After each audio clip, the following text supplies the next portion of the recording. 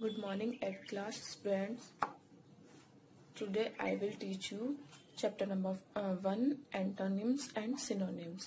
अभी हम grammar portion नहीं पढ़ेंगे, अभी हम ओनली वोकैबुलरी पढ़ेंगे. इसमें से फर्स्ट चैप्टर है आपके एंटोनिम्स एंड सिनोनिम्स यानी ऑपोजिट एंड सिमिलर वर्ड्स. ये आज हम पढ़ेंगे.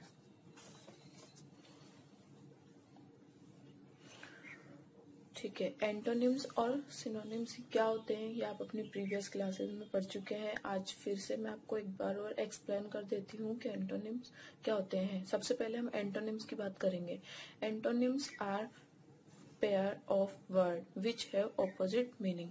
एंटोनिम्स ऐसे वर्ड्स होते हैं जो पेयर में होते हैं, लेकिन उनके मीनिंग क्या होते हैं और एक दूसरे के ऑपोजिट होते हैं. जैसे कि आपने सुना होगा गुड एंड बैड. अब गुड एंड बैड हमेशा पेयर में होते हैं, लेकिन इनके मीनिंग क्या होते हैं, डिफरेंट होते हैं, एक दूसरे के बिल्कुल ऑपोजिट होते हैं. तो ऑपोजिट वर्ड ही एंटोनिम्स कहलाते हैं. ठीक है. एंटोनिम्स कैसे बनते हैं, कुछ इनके रूल्स होते हैं. वर्ड्स के आगे DIS, डिस, UN, अन इस तरह के वर्ड्स लगाकर हम उनके एंटोनिम्स बनाते हैं. वो मैं आपको अब एक्सप्लेन करूंगी वन बाय वन. ठीक है. फर्स्ट रूल है by adding dis before the word. जब हम किसी वर्ड के आगे डिस लगाते हैं तो वो उसका बिल्कुल ऑपोजिट बन जाता है. जैसे कि लाइक का मतलब क्या होता है, पसंद करना. और जब हम DIS, डिस और लाइक के आगे अगर हम डिस लगा देते हैं तो वो क्या बन जाता है, डिसलाइक. तो इसका मतलब क्या हो जाता है, इसका ऑपोजिट हो जाता है, यानी डिसलाइक का मतलब नापसंद. ठीक है.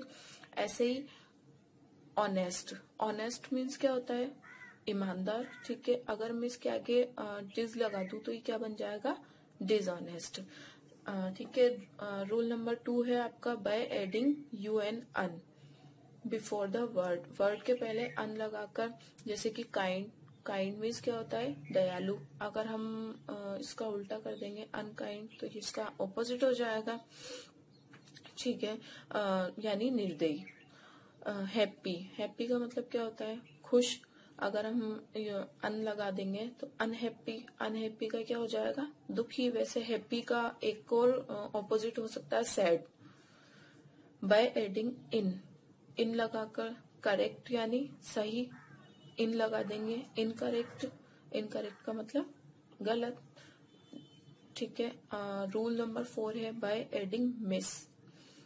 यूज करना, मिस यूज यानी उसका गलत यूज करना. बाय एडिंग इल और एम. ठीक है.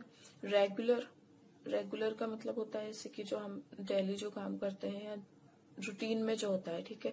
इरेगुलर का मतलब, रेगुलर मीन्स जिसका कोई हमारा रूटीन नहीं होता. ठीक है. लीगल के आगे क्या लगाया, इलीगल यानी इल लगाया. पॉसिबल के आगे क्या लगाया, इम्पॉसिबल. इम्प्योर. ठीक है. By replacing the full with less in the end of words. अब कुछ वर्ड्स ऐसे होते हैं जिनके आगे से फुल और लेस हटा देते हैं हम, तो वो भी क्या बन जाते हैं, एंटोनिम्स यानी ऑपोजिट वर्ड बन जाते हैं. जैसे कि यूजफुल और हम उसके आगे क्या ऐड कर दें, यूजलेस. ठीक है. यूज के आगे फुल लगा देंगे तो वो क्या होगा कि यानी हमारे लिए यूजफुल है, यूज करने योग्य है. ठीक है. यूजलेस, लेस लगा दिया तो वो हमारे यूज करने योग्य नहीं है. ठीक है. केयरफुल, केयरफुल का मतलब होता है परवाह करना, किसी की केयर करना. और केयरलेस का मतलब लापरवाह. By replacing prefixes of words with opposite prefixes. Words ऐसे होते हैं जिसमें हम, जैसे कि इनसाइड, आउटसाइड. इन हटाकर क्या लगा दिया हमने, आउट लगा दिया. ऐसे ही इंडोर, इन हटाकर हम क्या लगा देंगे, आउटडोर. तो इस तरह से भी क्या बन जाते हैं आपके एंटोनिम्स, ऑपोजिट वर्ड्स बन जाते हैं. नेक्स्ट है पेज नंबर 94 पर. Rule number 8 by completely changing the word these are not based on any rule. आपका रूल नंबर जो 8 है उसमें हम कोई रूल नहीं लगा रहे. जैसे कि इन इस तरह के कोई वर्ड नहीं लगाएंगे, वो टोटली चेंज होता है, कंप्लीटली चेंज कर दिया जाता है. जैसे कि गुड, इसका ऑपोजिट क्या होगा, बैड. कम का ऑपोजिट क्या होगा, गो। ये बिल्कुल ऑपोजिट आ गए, इनमें कोई वर्ड ऐड नहीं किया जा रहा, तो ए से भी सिनोनिम्स एंटोनिम्स बनाए जा सकते हैं। Next, following thing must be kept in mind while forming opposite. अब कुछ ऑपोजिट वर्ड्स ऐसे होते हैं कि जैसे अगर हम टेंस का यूज कर रहे हैं, टेंस में है कोई ऑपोजिट, तो हम उसका जो कोई वर्ड टेंस में है तो हम उसका ऑपोजिट भी किस में ही देखेंगे, टेंस में ही। अगर कोई एडजेक्टिव है तो वो एडजेक्टिव ही होना चाहिए उसका ऑपोजिट। अगर कोई सिंगुलर है यानी नंबर है तो वो भी क्या होना चाहिए, उसका ऑपोजिट भी क्या होना चाहिए, या तो सिंगुलर, अगर प्लूरल है तो प्लूरल। अब मैं बताती हूँ आपको, the opposite word form must be in same parts of speech in which the root word is, for example, if a root word is noun। हाँ, अभी मैंने आपको बताया अगर कोई वर्ड नाउन है तो उसका ऑपोजिट वर्ड भी क्या होना चाहिए, नाउन। ठीक है, वाइस का क्या होगा, अगर हाँ पार्ट्स ऑफ स्पीच में होना चाहिए, जैसे कि अगर पार्ट्स ऑफ स्पीच में कोई वर्ड नाउन है तो वो उसका एंटोनिम्स नाउन ही होगा। अगर प्रोनाउन है तो वो प्रोनाउन होगा। अगर एडजेक्टिव है तो उसका ऑपोजिट वर्ड क्या होगा, एडजेक्टिव। ठीक है, वाइस का क्या है, अब फुलिश। गो का क्या है, वर्ब के अकॉर्डिंग होगा तो कम। ठीक है, नेक्स्ट है, the opposite of verb must be in the same tense in which the root word is, for example if a verb is in a simple past. अब देखो, अभी मैंने आपको बताया कि अगर कोई टेंस है तो वो कोई वर्ड टेंस में है तो वो उसका ऑपोजिट भी किस में ही बनेगा, टेंस में ही। जैसे कि वेंट, अब वेंट क्या है, सिंपल पास्ट में, तो इसका ऑपोजिट भी किस में बनेगा, सिंपल पास्ट में। जैसे कि वेंट का ऑपोजिट क्या होगा, कैम। गॉन का ऑपोजिट कम। ठीक है, नेक्स्ट है, the number of opposite word must continue with the number of root word if the root word in singular number, then its opposite word must also be in singular number. The same is true for plural number. अभी मैंने आपको बताया कि singular और plural का भी इसमें यही होगा कि अगर कोई वर्ड सिंगुलर है तो हम उसका ऑपोजिट भी क्या देखेंगे, सिंगुलर।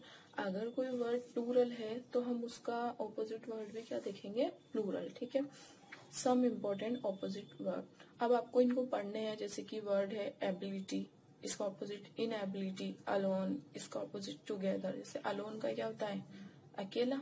टुगेदर का क्या होता है, साथ।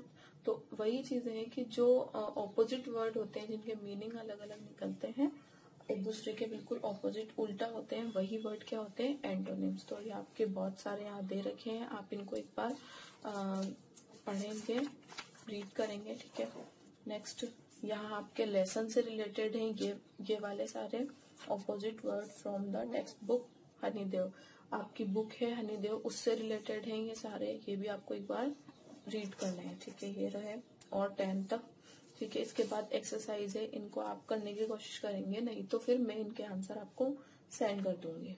एक बार मैं आपको वैसे एक्सप्लेन कर देती हूँ। जैसे fill in the blanks with the word opposite to the words given in the bracket. The first letter of the opposite is given as clue. ठीक है, अब फर्स्ट सेंटेंस है आपका, I took out the letter and you folded it. ठीक है, आपको ये sentence दे दिया। अब इसमें क्या दिया आपको, एक तो आंसर का फर्स्ट लेटर दे दिया। ठीक है, और जो आपका आंसर नहीं है, जिसका अपन को ऑपोजिट फिल करना है, वो आपको ब्रैकेट में दे दिया। अब फोल्डेड, ठीक है, ये आपको ब्रैकेट में दे दिया, लेकिन आपको ये फिल नहीं करना है, इसका ऑपोजिट फिल करना है। ठीक है, अब फोल्डेड का क्या हो सकता है ऑपोजिट, अनफोल्डेड। आपको इसी तरह से ये सारी एक्सरसाइज करनी है। ये आपके एक्सरसाइज 1, 2, 3 ये दे रखी, और इनके आंसर्स भी आपको यहाँ दे रखे हैं, तो मुझे बताने की जरूरत है नहीं, तो आप इनको खुद फिल करें एक बार। पहले खुद पढ़ के खुद सॉल्व करने की कोशिश करें, उसके बाद आप इनके आंसर्स देखें।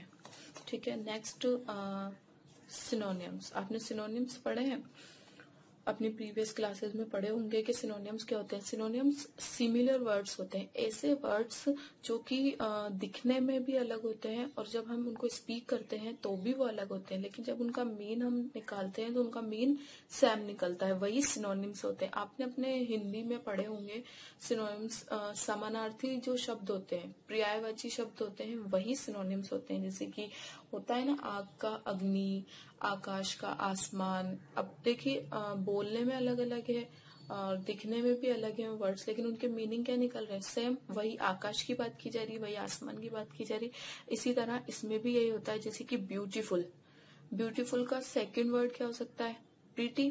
तो है ना, ये समान एक दूसरे के सिनोनिम्स, सिमिलर वर्ड्स हुए ना, ठीक है। तो यही वर्ड क्या होते हैं, सिनोनिम्स, यानी ये एंटोनिम्स के ऑपोजिट होते हैं। एंटोनिम्स में वो एक दूसरे के ऑपोजिट होते हैं, उनका मीनिंग भी ऑपोजिट निकलता है और वो राइट करने में और ऐसा देखने में भी अपन को ऑपोजिट ही लगते हैं। लेकिन इनका क्या होता है, सिनोनिम्स में ये दिखने में ऑपोजिट होते हैं लेकिन इनके मीनिंग क्या निकलते हैं, सेम निकलते हैं। ये देखिए आप, use synonyms of the following words, ये आपको मैं बता चुकी हूँ, ठीक है। फास्ट, क्विक, ब्यूटीफुल, प्रीटी, ठीक है। नेक्स्ट है fill in the blank with the word similar in meaning to that given in the bracket. The first letter of the synonyms is given for you as a clue. अब इसमें आपको first letter clue के रूप में दे रखा है, clue की form में दे रखा है, और जो ब्रैकेट है उसमें आपको आंसर दे रखा है, लेकिन आपको उसका वो नहीं करना है जो आपको ब्रैकेट में दे रखा है, आपको उसके सेम सिमिलर वर्ड देखकर उसमें फिल करना है। जैसे कि Mohan was to see the lion.